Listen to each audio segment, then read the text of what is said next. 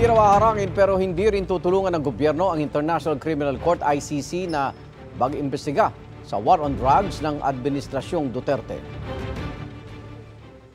I'm asking the ICC to hurry up and if possible they can come here and start the investigation tomorrow. If yun ang gugustuhin ni PRRD, hindi naman kami haharang doon sa mga ICC. Hindi lang kami tutulong.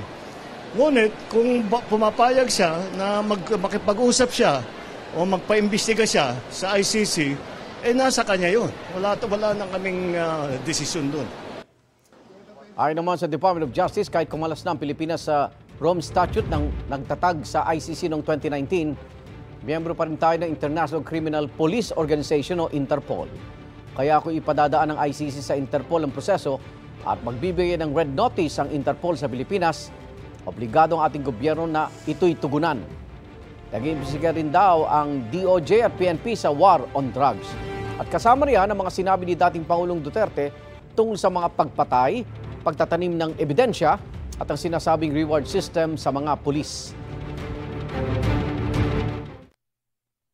All of the testimony that was given will be taken in and will be assessed to see what, in legal terms, what is the real meaning and consequence of some of the statements made by PRRD. Now, if that will result in a case being filed here in the Philippines, we will just have to see. The DOJ will have to make that assessment.